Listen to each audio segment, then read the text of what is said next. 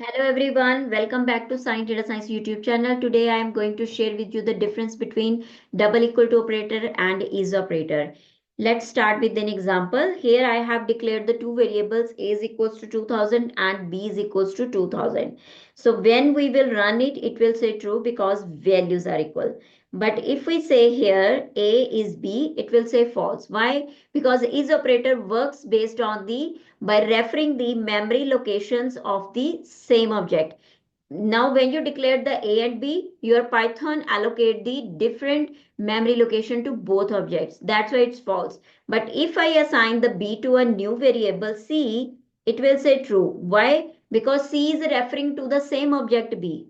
It is on like referring to the same memory location where the B is stored. That's why it's true. So the difference between double equal to and is operator is double equal to sign compares the value and is operator compares the memory location of the same objects, refer to the same objects memory location. Okay, now I will show you the another example with this small integer value. This is true, and if we say x is y, it is also true. How? Because now in Python, if you are declaring this small integer between -5 to 256, it reuses the cache memory. So memory allocation to the both variables is same.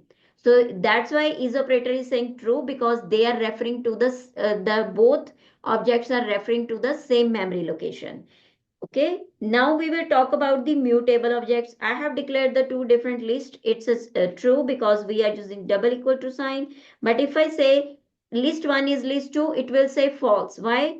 Again, the list 1, list 2 is referring to the different memory location. They are not referring to the same memory location, right? But now if I assign list 1 to list 3, now list 3 is referring to list 1. That's why it's true.